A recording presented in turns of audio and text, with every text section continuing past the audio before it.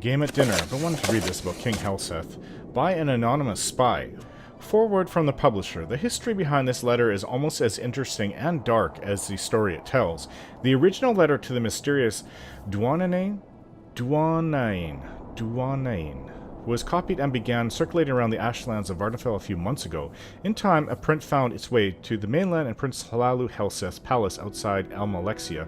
While the reader may conclude, after reading this letter, that the prince would be furious about such a work, impugning his highness with great malevolence, quite the reverse was true. The prince and his mother, Queen Baranziah, had privately printed into bound copies and sent to libraries and booksellers throughout Morrowind. As matter of record, the prince and the queen have not officially stated whether this letter is a work of pure imagination or based on an actual occurrence.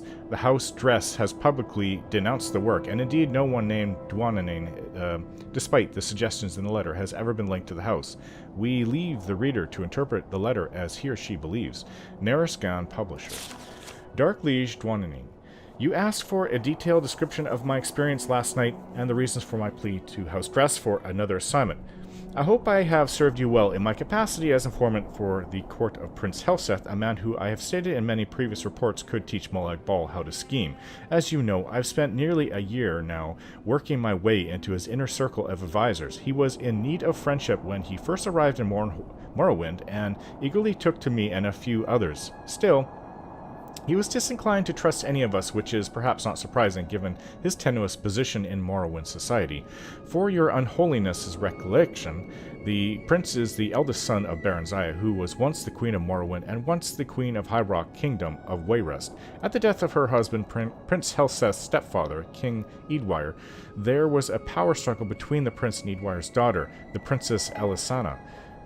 Though details of what transpired are imperfect, it is clear that Elisana won the battle and became queen, banishing Helseth and Baranziah. Baranziah's only other child, Morgaia, had already left court to marry and become queen of the Somerset Isle kingdom of Firstwolf. Baranziah and Helseth crossed the continent to return to Morrowind only last year. They were well received by Baranziah's uncle, our current king, Hlalu Athan Lethan, who has taken the throne after Baranziah's abdication more than 40 years ago. Baranziah made it clear that she had no designs on reclaiming the throne, but merely to retire to her family estates. Helseth, as you know, has lingered in the royal court, and many have whispered that while he lost the throne of Wayrest, he does not intend to lose the throne of Morrowind at Lethan's death. I've kept your unholinesses informed of the prince's movements, meetings, and plots, as well as the other names and characters of his other advisors. As you may recall, I've often thought that I was not the only spy in Helseth's court. I told you before that a particular Dunmer counselor of Helseth looked like a fellow I had seen in the company of Tholar Serioni, the archcanon of the Tribuno Temple. Another, a young Nord woman, has been verified to visit the Imperial Fortress in Balmora. Of course, in their cases, they might well have been on Helseth's own business, but I couldn't be certain. I had begun to think myself paranoid as the prince himself when I found myself doubting the sincere loyalty of the prince's chamberlain, Burgess, a Breton who had been in his employ since his days in the court of Wayrest. That is the background on that night. Last night. Yesterday morning, I received a curt invitation to dine with the prince. Based only on my own paranoia, I dispatched one of my servants, who is a good and loyal servant of House Dress, to watch the palace and report back anything unusual. Just before dinner, he returned and told me what he had witnessed. A man cloaked in rags had been given entrance into the palace and had stayed there for some time. When he left, my servant saw his face beneath the cloak, an alchemist of infamous repute, said to be a leading supplier of exotic poisons. A fine observer, my servant also noticed that the alchemist entered the palace smelling of wickweed, bittergreen, and something alien and sweet. When he left, he was odorless. He had come to the same conclusion as I did. The prince had procured ingredients to prepare a poison. Bittergreen alone is deadly when eaten raw, but the other ingredients suggested something far deeper. As your unholiness can doubtless imagine, I went to dinner that night prepared for any eventuality. All of Prince Helseth's other counselors were in attendance, and I noticed that all were slightly apprehensive. Of course, I imagined that I was in a nest of spies and all knew of the prince's mysterious meeting. It is just as likely that some knew of the alchemist's visit, while others were simply concerned by the nature of the prince's invitation, and still others merely unconsciously adopted the tense disposition of their fellow, better-informed counselors. The prince, however, was in fine mettle and soon had everyone relaxed and at ease. At 9, we were all ushered into his dining hall, where the feast had been laid out, and what a feast! honeyed grapples, fragrant stews, roasts in various blood sauces, and every variety of fish and fowl expertly and ostentatiously prepared. Crystal and gold flagons of wine, Flynn, Sheen, and Massey were at our seats, to be savored as appropriate with each course. As tantalizing as the aromas were, it occurred to me that in such a maze of spices and flavors, a discreet poison would be undetectable. Throughout the meal, I maintained the illusion of eating the food and drinking the liquor, but I was surreptitious and swallowed nothing.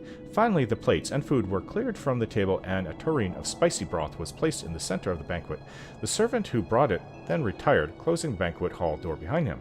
"It smells divine, my prince," said Marchioness Colgar, the Nord woman, "but I cannot eat another thing."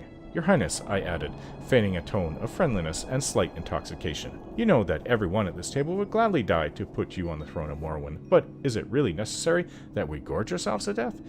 The others at the table agreed with appreciative groans. Prince Helseth smiled. "I swear by Venerma, the gifter, my dark liege, even you have never seen a smile such as this one." Ironic words, you see. An alchemist visited me today, as some of you already doubtless know. He showed me how to make a marvelous poison and its antidote. A most potent potion, excellent for my purposes. No restoration spell will aid you once you've ingested it. Only the antidote in the tureen will save you from certain death. And what a death, from what I've heard. I am eager to see if the effects are all that the alchemist promised. It should be horribly painful for the afflicted, but quite entertaining. No one said a word. I could feel my heart beating hard in my chest. "Your Highness," said Alarat, the Dunmer I suspected of alliance with the temple, "have you poisoned someone at this table?" "You are very astute, Alarat," said Prince Helseth, looking about the table, eyeing each of his advisors carefully. "Little wonder I value your counsel, as indeed I value all in this room. It would be perhaps easiest for me to say who I haven't poisoned. I haven't poisoned any who serve but one master, and whose loyalty to me is sincere. I haven't poisoned any person who wants to see King Helseth on the throne of Morrowind. I haven't poisoned anyone who isn't a spy for the Empire, the Temple, the House of Telvanni, the House of Redoran, the House of Indoril, the House of Dress." "Your Unholiness," he looked directly at me at his last words. I know that in certainty, my face is practiced at keeping my thoughts from showing, but I immediately thought of every secret meeting I've had, every coded message I sent to you and the house, my dark liege. What could he know? What could he, even without knowing, suspect? I felt my heart beating even faster. Was it fear or poison?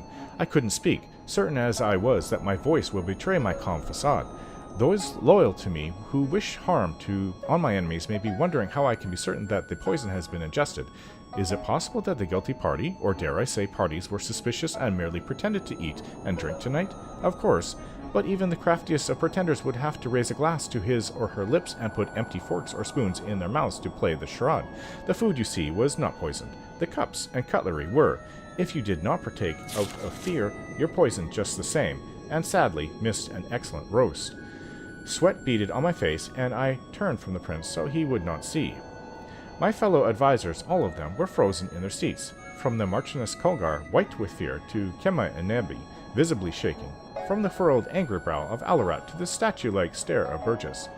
I couldn't help thinking then, could the prince's entire counselorship be comprised of nothing but spies? Was there any person at the table loyal? And then I thought, what if I were not a spy myself?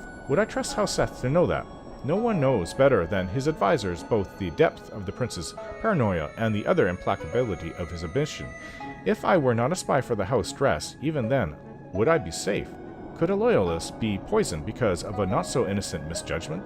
The others must have been thinking the same, loyalists and spies alike. While my mind whirled, I could hear the prince's voice, addressing all assembled. The poison acts quickly. If the antidote is not taken within 1 minute from now, there will be death at the table. I couldn't decide whether I had been poisoned or not. My stomach ached, but I reminded myself it might have been the result of sitting at a sumptuous banquet and not partaking.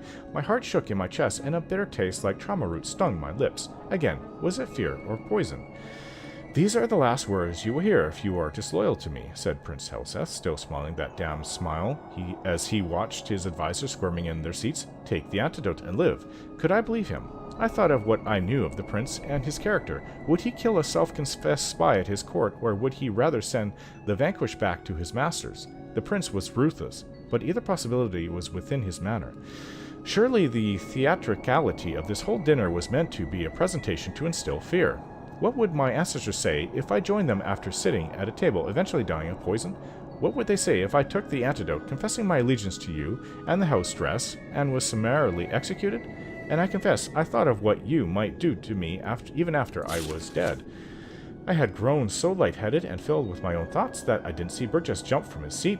I was only suddenly aware that he had the tureen in his hands and was gulping down the liquid within. There were guards all around, though I never noticed them entering. Burgess, said Prince Helseth, still smiling, you have spent some time at the Ghost Gate, House Radron?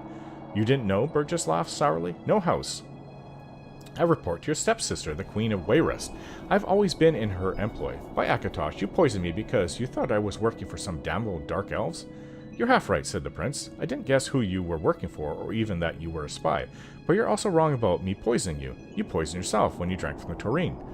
Your Unholiness, you don't need to know how Burgess died. I know that you have seen much over the many, many years of your existence, but you truly don't want to know. I wish I could erase the memory of his agonies from my own mind. The council was dismissed shortly thereafter. I do not know if Prince Helseth knows or suspects that I too am a spy. I do not know how many others last night were as close as I was from drinking from the tureen before Burgess did. I only know that if the prince does not suspect me now, he will. I cannot win at the games he mastered long ago at the court of Wayrest, and I beg your Unholiness, my dark liege, Dwananin, to use your influence in the house dress and dismiss your loyal servant from this charge. Publisher's note. Of course, the anonymous writer's signature has not been on any reprint of the letter since the original.